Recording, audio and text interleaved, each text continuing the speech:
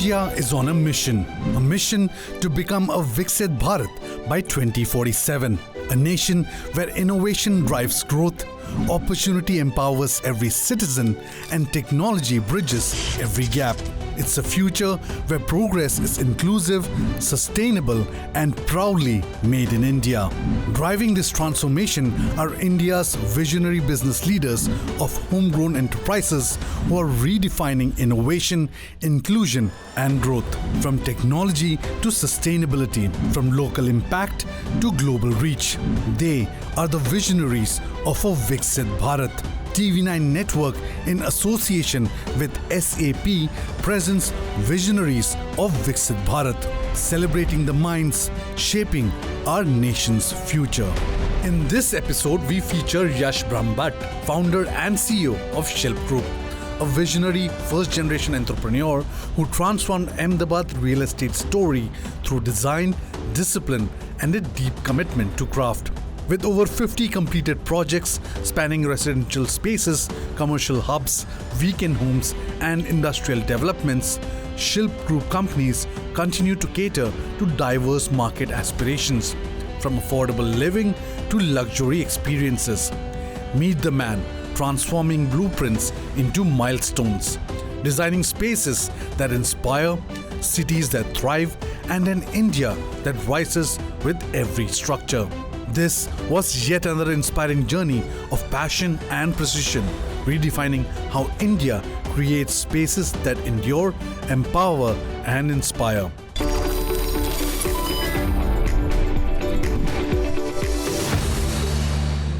I am Yash Brahmbhatt, founder and CEO of Shilp Group. We are leading real estate developer in Gujarat. मैं first generation entrepreneur हूँ, तो कोई legacy नहीं थी। तो जब डेवलपर बनना है तो सबसे पहले लैंड एक्वायर करनी पड़ती है। तो मैं जब भी लैंड फाइनल करने कहीं जाता था, छोटी सी लैंड उस टाइम पे जो मेरे पास रिसोर्सेज थे उसमें, तो पहला क्वेश्चन ये आता था कि आपने कितने प्रोजेक्ट किए हैं, क्योंकि कोई भी डील करना चाहता है तो कोई एक्सपीरियंस हो, पास हिस्ट्री हो, उसके साथ ही लैंड का डील करें। तो मैंने काफ़ी लैंड देखी, लेकिन कई डील नहीं बन रही थी। फिर तब औडा यानी यहाँ की जो लोकल अथॉरिटी है उसका एक ऑक्शन आया, तो ऑक्शन में मैंने वो लैंड बाई की, क्योंकि उसमें कोई हिस्ट्री कैसा नहीं था। आप जो भी बोली सबसे ज़्यादा बोलो उसमें आपको प्लॉट मिल जाता है। तो 2004 में मैंने फर्स्ट प्रोजेक्ट मेरा लॉन्च किया, और वही साल में एक दूसरा प्रोजेक्ट किया। तो तब से लेके आज 21 ईयर्स हो गए, मैंने एवरी ईयर 2 या 3 प्रोजेक्ट्स लॉन्च किए। और धीरे धीरे सीखते गए, उसमें काफ़ी चैलेंजेस भी आई, काफ़ी जगह पे हमको स्टेप बैक भी होना, लेकिन हर एक चैलेंज से हम सीखते गए और उससे ज़्यादा स्ट्रांग होते गए। और नेक्स्ट जो हमारा प्रोजेक्ट है उसमें ज़्यादा हम उसमें जो पिछले प्रोजेक्ट्स में जो छूट गया हो वो उसके अंदर इनकॉर्पोरेट करते गए। नेक्स्ट नियर फ्यूचर टू 2-3 साल में कौन सा एरिया डेवलप होगा, वो एक फोरकास्ट करने का जो स्ट्रेंथ है वो धीरे धीरे इतना अच्छा डेवलप हो गया कि सिंधु भवन में फर्स्ट प्रोजेक्ट मेरा था, और अप्रोक्सीमेटली 12 प्रोजेक्ट अभी मेरे सिंधु भवन मेन रोड या सराउंडिंग हो गए। एक पोजीशन तो ऐसी थी कि 50% प्रोजेक्ट मेरे थे ये एरिया में। और कोई भी डेवलप एरिया से एडजॉइनिंग जो एरिया होता है वो ऑलवेज नियर फ्यूचर डेवलप होता ही है। वो एक मैं एक्सपीरियंस से सीखा हूँ। तो जैसे गिफ्ट सिटी है, तो गिफ्ट सिटी में भी जब तक हमने जब स्टार्ट किया प्रोजेक्ट डेवलप, उसके बाद ही गिफ्ट सिटी पिकअप में आया। वैष्णो देवी है, तो वहाँ पर भी मेरा जो प्रोजेक्ट आया तब हार्डली 1, 2 या 2 प्रोजेक्ट चलते थे। अभी 3 साल पहले की बात है, अभी देखो तो वैष्णो देवी में ऑलमोस्ट 100 प्रोजेक्ट्स चल रहे हैं। तो वो एक एक्सपीरियंस से विज़न बना है कि कौन सा एरिया डेवलप नियर फ्यूचर होने वाला है, वहाँ मैं फोकस ज़्यादा करता हूँ। मैं पिछले 10 साल पहले की बात करूँ तो तब रियल एस्टेट में इतना टेक्नोलॉजी का यूज़ नहीं होता था।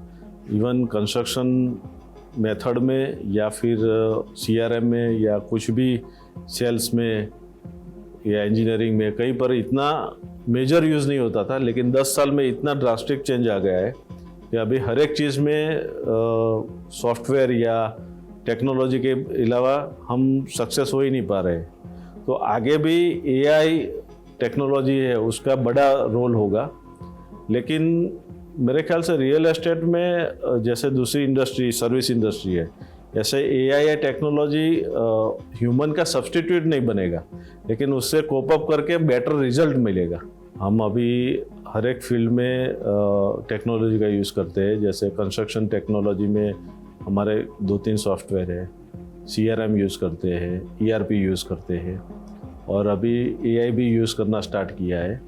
तो जैसे जैसे उसमें इम्प्रूवमेंट आता जाएगा, और टेक्नोलॉजी से मेरा ये मानना है कि एक्यूरेसी और परफेक्शन ज़्यादा आता है। ह्यूमन टच तो नेचुरली चाहिए ही, 100% टेक्नोलॉजी से रियल एस्टेट नहीं चलेगा, लेकिन टेक्नोलॉजी के साथ समन्वय से उसका इम्प्रूवमेंट अच्छा होगा। पूरा इंडिया का सबसे पहला स्मार्ट सिटी गिफ्ट सिटी बनने जा रहा है। वहाँ आप देखोगे तो पूरा गिफ्ट सिटी पूरा ग्रीन बिल्ड सर्टिफाइड है, 70% एरिया ग्रीन और ओपन है, और उनकी जो सर्विसेज है वो कोई भी दुबई या सिंगापुर जैसे वर्ल्ड क्लास सिटी से भी बेटर सर्विसेज है वहाँ पे पूरा अंडरग्राउंड नेटवर्क है, जिससे आप वो AC, ड्रेनेज, वाटर, सीवेज, वो सब कुछ भी आपको बाहर नहीं दिखेगा, वो सब अंडरग्राउंड टनल से वो सर्विसेज ऑपरेट होती है। मेरे ख्याल से इंडिया का सबसे पहला स्मार्ट सिटी गिफ्ट सिटी बनेगा, और जिसका हमें प्राउड है कि उसके हम पार्टनर है। कोई भी चैलेंज आए या कोई भी डिफ़िकल्टीज आए तो उससे स्ट्रॉन्ग होते हैं, उससे सीख के हम नया काम करते हैं। एक्सपीरियंस ही सबसे बड़ा चीज़ है। कोई भी एजुकेशन से भी मैं एक्सपीरियंस को ज़्यादा इंपॉर्टेंस देता हूँ, क्योंकि एक्सपीरियंस से जो हमको सीखना मिलता है वो कोई और नहीं सिखा सकता, और साथ में ही कंसिस्टेंसी चाहिए। मैंने आपको बोला कि हर साल मैं 2 या 3 प्रोजेक्ट रखता हूँ, भले मार्केट कोई भी वे में जा रहा हो, लेकिन मेरा एक भी साल एक्सेप्ट एक कोविड का साल था जहाँ पे हमने प्रोजेक्ट लॉन्च नहीं किया, बाकी एवरी ईयर हम 2-3 प्रोजेक्ट लॉन्च करते। तो वो कंसिस्टेंसी से आपके अंदर इम्प्रूवमेंट इतना अच्छा होता है कि कई बार क्या होता है कि डेवलपर में 2-3 साल प्रोजेक्ट नहीं रखते हैं, तो उनका जो मार्केट पे ऊपर ग्रिप है या जो मार्केट में समझने का जो है वो उसमें गैप बन जाता है। तो मेरे ख्याल से कंसिस्टेंसी और डेडिकेशन से काम करो तो वो उसमें रिजल्ट बेटर ही आता है। विकसित भारत 2047 यानी कि कोई भी कंट्री का अगर आप डेवलपमेंट देखोगे तो वो पहले ही नज़र से आप क्या देखोगे कि उसका रियल एस्टेट कैसा है, इंफ्रास्ट्रक्चर कैसा है, सिटी का या कंट्री का। तो विकसित भारत का जो कॉन्सेप्ट है उसमें रियल एस्टेट मेजर रोल है कि जो बिल्डिंग्स हम बना रहे हैं आज, वो आज से 20 साल बाद इतने एडवांस हो गए विथ टेक्नोलॉजी का एडप्शन से और डिमांड के हिसाब से। तो real estate one of the pioneer sector for विकसित भारत कॉन्सेप्ट। अभी हम गुजरात के लीडिंग रियल एस्टेट डेवलपर थे हैं, पूरे इंडिया के भी लीडिंग डेवलपर बनना चाहते हैं, और सोसाइटी को सिर्फ हम डेवलपर है तो बिल्डिंग बना के देना नहीं, लेकिन वो बिल्डिंग हम जो बनाते हैं वो सालों तक वो लोग यूज़ करें, तो वो हमको याद करे कि भाई हमने ये शिल्प में प्रॉपर्टी लिया है, तो उनका जो बिल्डिंग है वो सस्टेनेबल है, मेंटेनेंस फ्री है और लाइफ लॉन्ग चले, ऐसा अच्छे बिल्डिंग देना चाहते हैं।